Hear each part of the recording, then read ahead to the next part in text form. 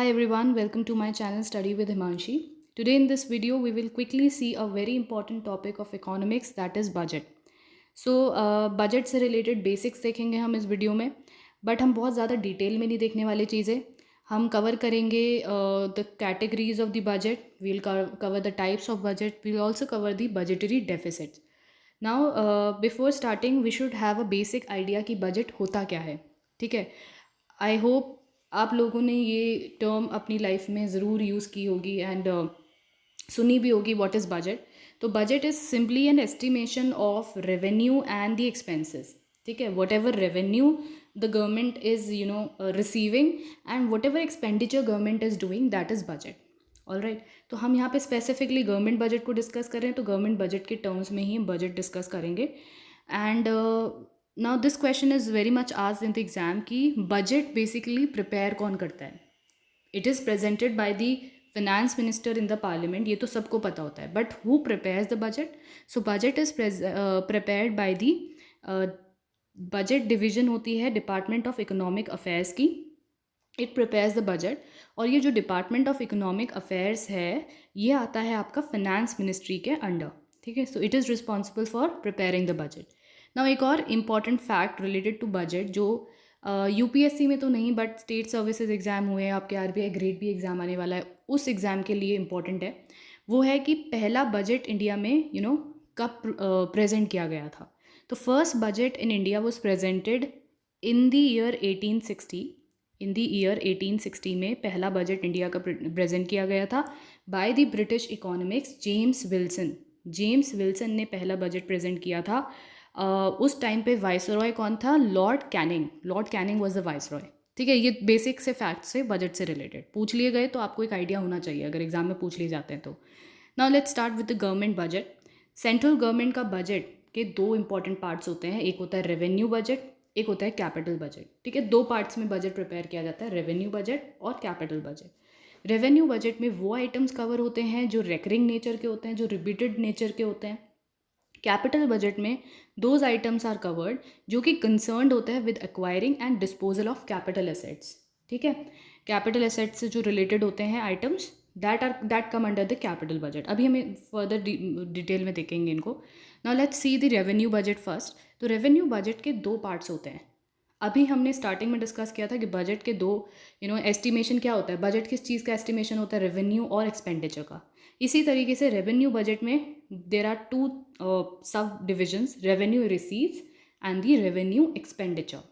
ठीक है, तो रेवेन्यू रिसीव्स में वो आइटम्स आते हैं जिनमें कोई भी रीपेमेंट लायबिलिटी नहीं होती है. गवर्नमेंट के पास रेवेन्यू रिसीव, जब हम गवर्नमेंट बजट की टर्म्स में डिस्कस करते हैं तो इनमें वो चीज़ें आती हैं जैसे कि टैक्स रिसीव्स हुई. तो जो टैक्स गवर्नमेंट आपसे ले रही है वो आपको वापस नहीं देगी. ठीक है, there is no repayment liability, वो गवर्नमेंट को वापस नहीं देना है.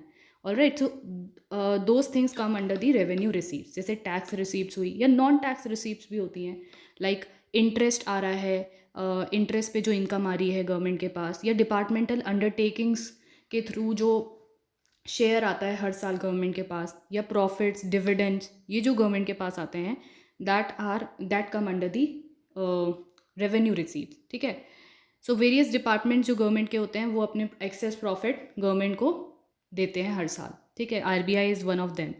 सो ये सब आता है आपका रेवेन्यू रिसीप्ट्स में. नाउ रेवेन्यू एक्सपेंडिचर मतलब खर्चा. तो रेवेन्यू एक्सपेंडिचर में क्या आता है? जो government law and order maintain करने के लिए खर्चा करती है, या सब्सिडीज़ प्रोवाइड करने के लिए खर्चा करती है, सिविल एडमिनिस्ट्रेशन के में जो खर्चा आता है, डिफेंस के से रिलेटेड, या ग्रांट्स जो स्टेट को दी जाती हैं हर साल by the government, central government, तो that comes under revenue expenditure. Also interest payment जो गवर्नमेंट करती है, whatever loans government has taken, ठीक है, उस पर interest payment, that comes under the revenue expenditure. Now आपको ना ये सब चीज़ें पता होनी चाहिए कि कौन सी चीज़ किसके अंडर आती है. एग्जाम में यू कैन गेट कन्फ्यूज कि वेदर ये जो ग्रांट जो गवर्नमेंट स्टेट को देती है ये कैपिटल एक्सपेंडिचर के अंडर आता है या रेवेन्यू एक्सपेंडिचर के. तो आपको एक आइडिया होना चाहिए. देखो, ग्रांट्स हैं, हर साल दी जाती हैं, तो हर साल वाली चीज़, रेपिटेटिव नेचर वाली चीज़ आएगी रेवेन्यू एक्सपेंडिचर के अंडर. ठीक है, और जैसे इंटरेस्ट पेमेंट है, इंटरेस्ट पेमेंट भी गवर्नमेंट हर साल देगी, so that will come under the revenue expenditure. All right, now we will see the capital budget. Capital budget के भी दो पार्ट होते हैं, capital receives, capital expenditure. Capital receives में आते हैं आपकी वो चीज़ें, देखो अब कैपिटल रिसीव्ट और रेवेन्यू रिसीव्स में एक डिफरेंस है, बहुत बड़ा डिफरेंस है कि रेवेन्यू रिसीव्स में वही रिसीव्स आती हैं जो गवर्नमेंट को वापस से नहीं देनी है, there is no repayment liability. But capital receives में कुछ ऐसी भी रिसीव्स होती हैं जो गवर्नमेंट को वापस देनी है, जैसे one of them is market borrowings. जो गवर्नमेंट मार्केट बोरोइंग्स कर रही है that it has to give back, right. So वो इसमें रीपेमेंट लायबिलिटी इज़ प्रेजेंट। तो ये एक इंपॉर्टेंट पॉइंट है जो आपको याद रखना है कि कैपिटल रिसीव्स में repayment liability is present. Government को कुछ ऐसी रिसीव्स आती हैं जो गवर्नमेंट को वापस देनी है, ठीक है। तो कैपिटल रिसीव्स में क्या क्या चीज़ें आती हैं, जो भी डिसइन्वेस्टमेंट जो गवर्नमेंट करती है उससे इनकम आती है, या सेल असेट्स हैं गवर्नमेंट के, वो गवर्नमेंट ने सेल कर दिए तो उससे जो भी इनकम आती है, या पास्ट लोन्स की रिकवरीज या मार्केट बोरोइंग्स, तो ये सब आता है कैपिटल रिसीव्स में। कैपिटल एक्सपेंडिचर में क्या क्या आता है, expenditure on the infrastructure like roads, highways, ये सब बनाने में जो एक्सपेंडिचर होता है that comes under the capital expenditure. या रीपेमेंट ऑफ पास्ट लोन्स, तो this comes under the capital expenditure. Also the loans that government gives to the state government, ठीक है। तो ये रेपिटेटिव नेचर का नहीं होता है। लोन्स गवर्नमेंट स्टेट गवर्नमेंट को देती है जब स्टेट गवर्नमेंट को उसकी नीड होती है, तो when the need arise only then, and it is given for the creation of capital assets only, ठीक है। So that comes under the capital expenditure, very important point. Now we will see, we have seen the revenue budget, we have seen the capital budget. Now most important thing under budget is budgetary deficits. ये बहुत important है। There are 4 types of budget deficit. Deficit क्या होता है, कमी। जब government के revenue is less than the government expenditure, तो हम उसको बोलते हैं डेफिसिट आ गया। All right, now this deficit is of 4 kinds. पहला है रेवेन्यू डेफिसिट। रेवेन्यू डेफिसिट होता है जब रेवेन्यू एक्सपेंडिचर रेवेन्यू रिसीव्स से ज़्यादा हो। ऑल राइट, तो revenue expenditure minus revenue receives is revenue deficit. अभी हमने रेवेन्यू बजट देखा था, उसमें हमने रेवेन्यू रिसीव्स भी देखी थी, उसमें हमने रेवेन्यू एक्सपेंडिचर भी देखा था। तो जब रेवेन्यू एक्सपेंडिचर खर्चा ज़्यादा है रिसीव से, ठीक है, so that is called as revenue deficit. So this deficit shows what government spends and earns on a day to day basis. एक और टर्म है effective revenue deficit. Effective revenue deficit कैसे निकलता है, जो भी रेवेन्यू डेफिसिट आया उसमें से जो ग्रांट्स गवर्नमेंट देती है, सेंट्रल गवर्नमेंट देती है स्टेट्स को कैपिटल एसेट्स के क्रिएशन के लिए, ठीक है, तो जब हम वो माइनस कर देते हैं तो we get the effective revenue deficit. Very important, effective revenue deficit is equals to revenue deficit minus the grants given to the state for the creation of capital assets. वो ग्रांट जो capital asset create करने के लिए दी जाती है, जब वो minus कर देते हैं तो हमें मिलता है effective revenue deficit. Very important. Now next type of deficit is fiscal deficit. Very important, most important, mark कर लो, fiscal deficit is very important. Fiscal deficit indicate करता है level of overall borrowings of the government, ठीक है। और ये कैसे निकाला जाता है, जो टोटल एक्सपेंडिचर है। टोटल एक्सपेंडिचर से मेरा मतलब है capital expenditure also plus revenue expenditure. Total expenditure में से जब हम माइनस कर देते हैं रेवेन्यू रिसीट्स और नॉन फाइनेंशियल लाइबिलिटी या नॉन डेप्ट इम्पोजिंग कैपिटल रिसीट्स, तो we get the fiscal deficit. अब मैंने बताया था रेवेन्यू रिसीट्स में कोई भी रीपेमेंट लाइबिलिटी नहीं होती है, बट कैपिटल रिसीट्स में होती है। तो जो कैपिटल रिसीप्ट ऐसी हैं जिनमें रीपेमेंट लाइबिलिटी है, हम उन्हें इंक्लूड नहीं करते हैं फिस्कल डेफिसिट निकालने के लिए, सिर्फ उन्हीं कैपिटल रिसीप्ट्स को इंक्लूड करते हैं जो नॉन डेप्ट इम्पोजिंग है, ठीक है। So we get the fiscal deficit, बहुत ही सिंपल है। All right, now next type of budgetary deficit is primary deficit.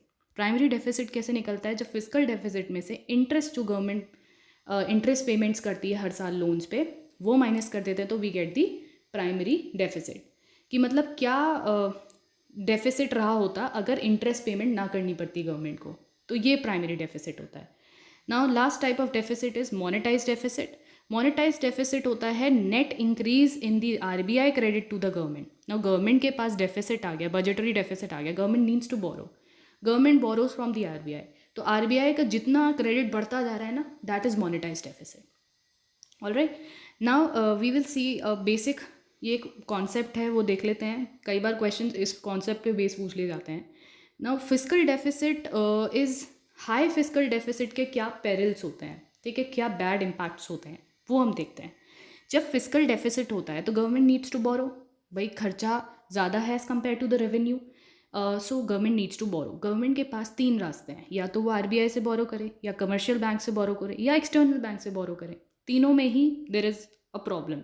ठीक है, जब भी गवर्नमेंट आरबीआई से बोरो करेगी तो क्या होगा, तो इससे मनी सप्लाई बढ़ेगा। ऑलराइट, मनी सप्लाई बढ़ेगा इकोनॉमी में, इंटरेस्ट रेट हाई होंगे। मनी सप्लाई बढ़ने से क्या होता है, डिमांड बढ़ती है। डिमांड बढ़ने से क्या होगा, इन्फ्लेशन बढ़ेगा, महंगाई बढ़ेगी। महंगाई बढ़ने से क्या हो जाता है, इसका एक नेगेटिव इम्पैक्ट ये है कि एक्सपोर्ट्स जो हैं वो रिड्यूस हो जाता है और इम्पोर्ट्स एनकरेज होते हैं, इम्पोर्ट्स इंक्रीज हो जाते हैं। So this is the bad impact of high fiscal deficit. एक और चीज़ है कि जब गवर्नमेंट कमर्शियल बैंक से बोरो करती है to cover the fiscal deficit, so उसमें उसका बैड इम्पैक्ट ये होता है कि प्राइवेट इन्वेस्टमेंट क्राउड आउट हो जाती है। जो प्राइवेट बिजनेसेस को लोन मिलने वाला था वो गवर्नमेंट ने ले लिया, तो इससे क्या होगा, इन्वेस्टमेंट जो ओवरऑल इन्वेस्टमेंट है वो रिड्यूस हो जाएगी, और इससे आपका जो जीडीपी ग्रोथ है वो भी कम हो जाएगी। ओवरऑल ग्रोथ इकोनॉमी की output, growth of output will decrease, because investment के लिए पैसा ही नहीं बचा। Banks are giving loan to government, तो प्राइवेट प्लेयर्स को क्या मिलेगा। सो क्राउड आउट हो जाती है प्राइवेट इन्वेस्टमेंट, तो ये बैड इम्पैक्ट ये है। ठीक है, एक ऑल्सो हाई फिस्कल डेफिसिट जो है कन्वर्ट हो जाता है हाई करंट अकाउंट डेफिसिट में। करंट अकाउंट डेफिसिट एक अलग टॉपिक में पढ़ेंगे हम, जो कि है बैलेंस ऑफ पेमेंट्स में आता है, तो ये हम वहाँ पढ़ेंगे। तो हाई फिस्कल डेफिसिट, आप यहाँ पे बस इतना याद रखो कि हाई फिस्कल डेफिसिट से हाई करंट अकाउंट डेफिसिट हो जाता है, और जिससे डाउनवर्ड प्रेशर आ जाता है एक्सचेंज रेट पे, कि एक्सचेंज रेट कम करो, ये एक प्रेशर आ जाता है। ठीक है, तो ये है perils of high fiscal deficit. Now we will see some types of new budget terms. ठीक है, न्यू टाइप्स ऑफ बजट। एक है zero base budget. Zero base budget जो है, ये टर्म दी है पीटर फायर ने। ये बजट वो बजट होता है जब हम बजट प्रिपेयर करते हैं ऑन द अजम्पशन कि कोई बजट था ही नहीं पास्ट में रेफ़र करने के लिए।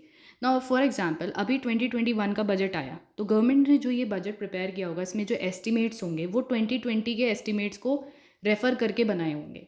ठीक है, एग्रीकल्चर को 2020 में इतना दिया था, अब की बार हम इतना देंगे, तो वो पास्ट बजट को रेफ़र करके जो प्रेजेंट बजट बनाया जाता है। बट ज़ीरो बेस बजट में हम क्या करते हैं, we don't refer the past budgets.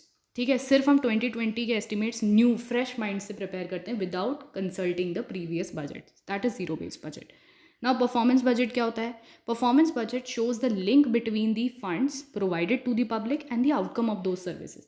Suppose budget में एग्रीकल्चर को इतना फंड प्रोवाइड किया गया, अब उसका आउटकम क्या रहा, तो ये होता है performance budget.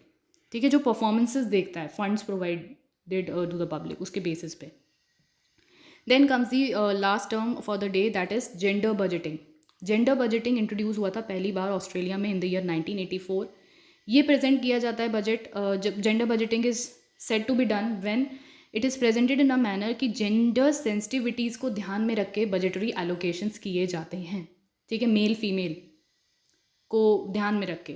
Alright, so that is gender budgeting. India में ये इंट्रोड्यूस हुआ था इन ईयर 2005 और 6 के बजट में। And that's all for this video. I hope आपको ये वीडियो पसंद आया होगा। Please like it and share it with your friends. Thank you.